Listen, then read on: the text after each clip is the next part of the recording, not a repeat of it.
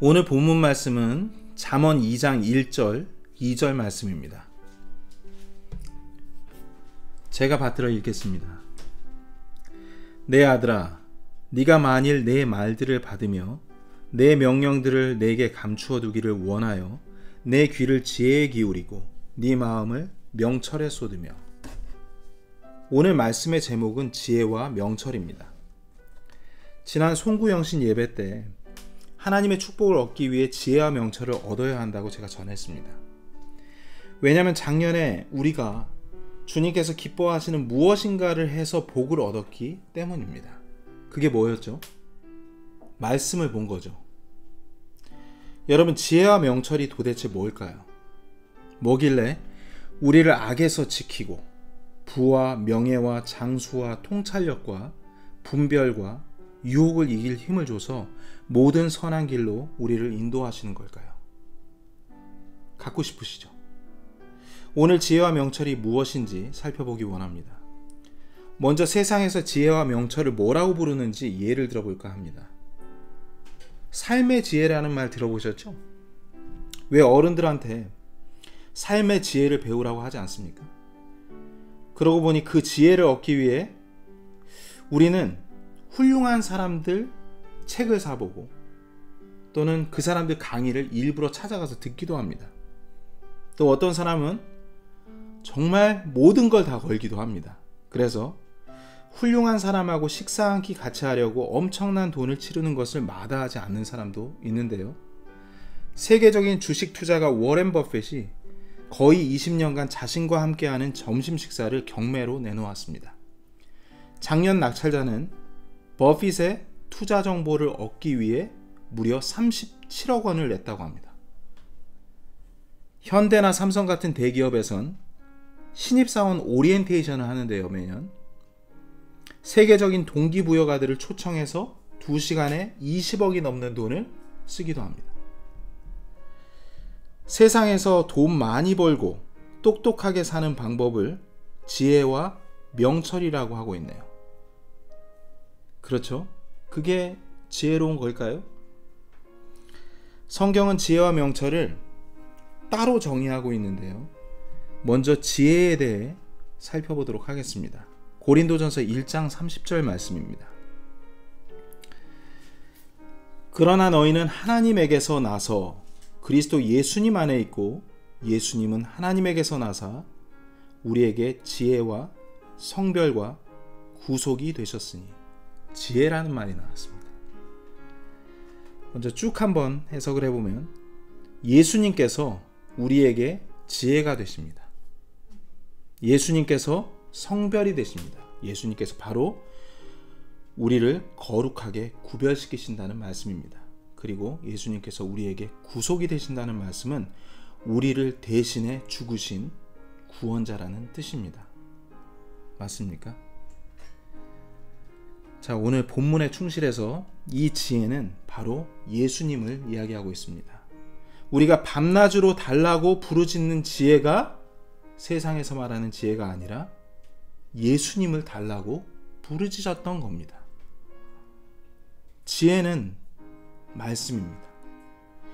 그래서 본문도 지혜를 얻으라 해놓고 다음 절에는 지혜를 얻으라 해놓고 다음 절에는 내 말을 들으라, 지혜를 얻으라, 내 말을 들으라, 이렇게 번갈아 가면서 말씀하시는 겁니다.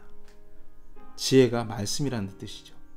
이미 예수님께서 우리에게 지혜를 주신 것인데 우리가 이 지혜인 말씀을 방치해 두고는 지혜를 달라고 헛되이 기도한 게 너무나 많이 있습니다. 여러분, 그래서 지혜롭게 산다는 말은 말씀으로 살라는 말입니다. 그리고 지혜로운 자는 누구를 의미하냐면 말씀대로 사는 사람을 말하는 거예요. 또 말씀을 사랑해서 밤낮으로 묵상하는 자가 지혜로운 자인 것입니다. 그리고 그 지혜를 마음속에 품고 다니는 사람에게 성령님께서는 깨달음을 주시는데, 이게 무슨 뜻인지 알려주신다는 얘기죠. 이 깨달음이 바로 명철입니다. 그때는 몰랐는데 이게 그런 뜻이었군요, 주님. 이럴 때 있습니까, 없습니까? 정말 남 놓고 기억자도 몰랐었던 때가 있죠. 그런데 몇십 년이 지나서 성경을 봤는데 그게 갑자기 무슨 뜻인지 알아지는 거예요. 그게 바로 명철을 얻게 되는 겁니다. 우리 마음속에 저장돼 있었던 것이 살아서 움직이게 된 거죠. 이런 식으로 성령님께서 우리에게 선생님이 되셔서 우리를 진리의 길로 인도하시는 겁니다. 고린도전서 1장 30절 말씀을 보시면 하나님 안에 예수님이 계십니다.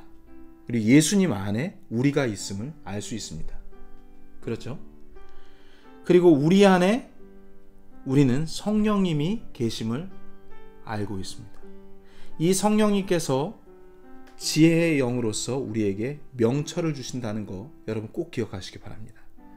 자, 그렇다면 이 명철이 무엇인지 제가 다시 정리해 볼게요. 영어로는 understanding이라고 써 있습니다. 바로 깨달음이죠. 생각해 보십시오. 말씀을 읽거나 들었는데 전혀 깨닫지도 못하고 이해하지도 못한다면 그게 무슨 소용이 있겠습니까? 여러분이 지혜라는 선물을 받았는데 이 선물 상자 안에 뭐가 들어있는지 모른다면 얼마나 황당한 일입니까? 네, 이 선물을 풀어 무슨 내용물이 들어있는지를 깨닫는 게 명철이죠. 이 명철은 아무한테나 안 줍니다. 오직 그리스도인들에게만 허락된 것입니다. 왜죠? 우리 안에 성령님께서 계시기 때문에 진리를 깨닫게 되는 것입니다. 본문은 지혜가 무엇이고 명철은 어떻게 받는지 그 과정을 설명하고 있습니다. 볼게요. 잠언 2장 1절과 2절 말씀을 앞부분씩 그리고 뒷부분 따로 해가지고 읽어보도록 하겠습니다. 먼저 2장 1절의 앞부분입니다. 내 아들아 네가 만일 내 말들을 받으며 라고 했습니다. 근데 2장 2절에서는 앞부분에 내 귀를 지혜에 기울이고, 말들과 지혜가 같은 의미라는 걸 우리는 알 수 있습니다. 1절 뒷부분을 보겠습니다. 내 명령들을 내게 감추어 두기를 원하여.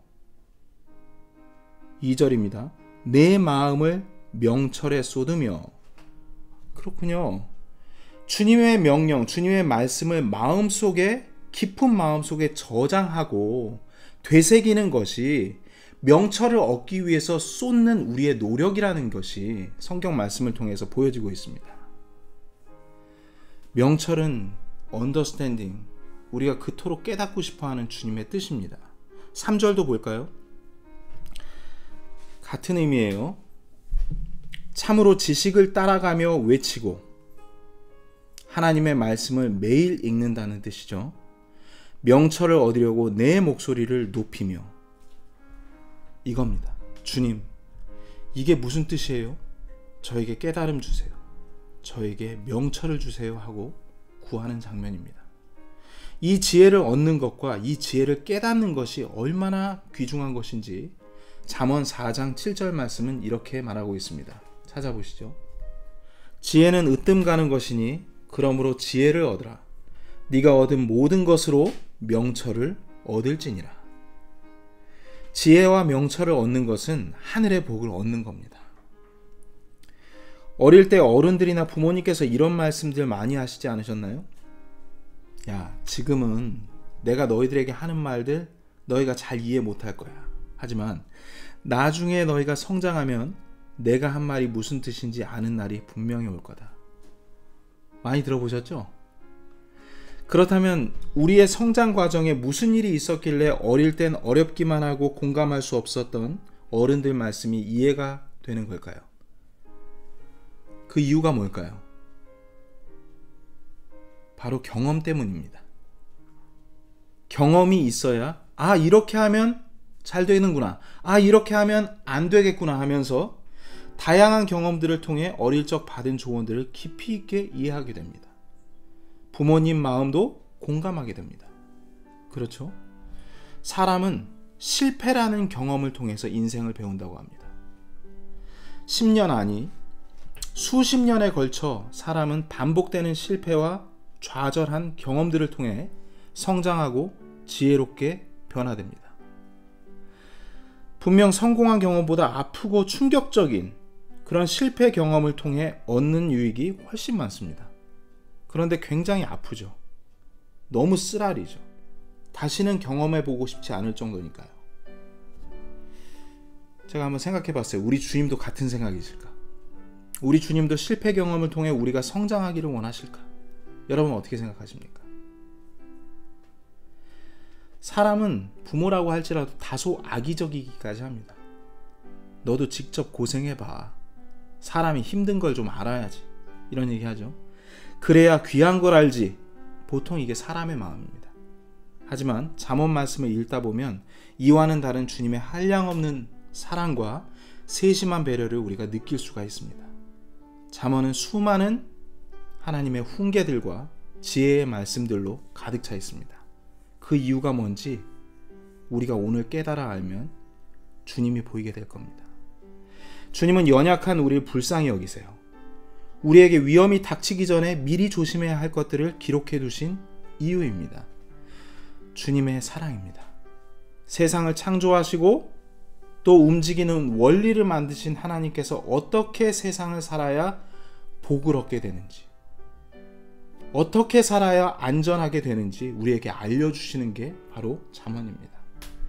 자녀들이 헛된 것들에 인생을 낭비하지 말라고, 또 고생하지 말라고 훈계해 주시는 게 하나님의 말씀입니다.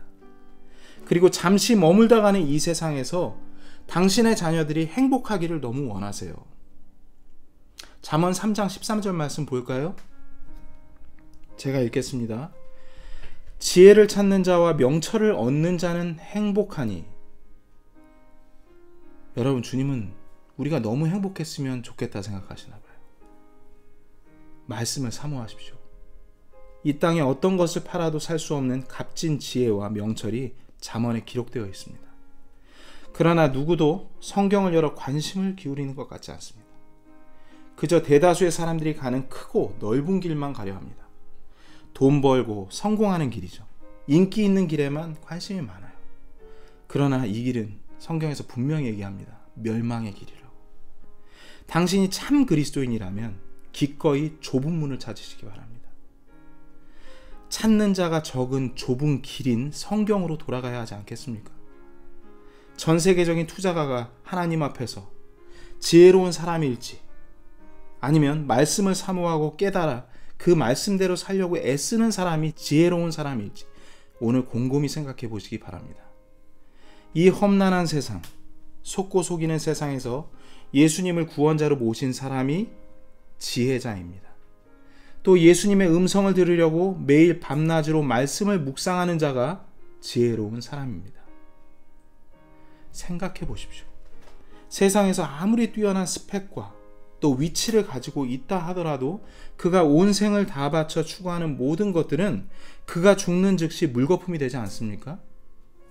얼마나 그의 인생이 허무하고 어리석은 인생을 살았는지 보시기 바랍니다. 그러나 예수 그리스도를 통해 구원받은 자들은 이 세상은 잠시 머물다 가는 숙소 같은 것이기 때문에 이 세상에서 벌어진 일들에 미련을 두거나 연연해하지 않습니다. 우리에겐 돌아갈 영원한 우리의 집 하늘 본향이 있기 때문에 당당할 수 있는 겁니다. 여러분, 이제 누가 지혜로운 자인지 아시겠죠? 오늘부터 더한 지혜와 명철을 얻으시기 위해 말씀을 보시거나 말씀을 들으시기 바랍니다. 어리석은 자를 지혜롭게 하는 길은 하나님의 말씀 외에는 없습니다. 어리석은 자는 이 땅의 일에 관심하고 지혜로운 자는 하늘을 바라보며 주님 만날 날만을 관심하는 사람입니다. 우리의 눈이 하늘을 바라볼 수 있도록 말씀을 따르는 우리 모두가 되길 기도합니다.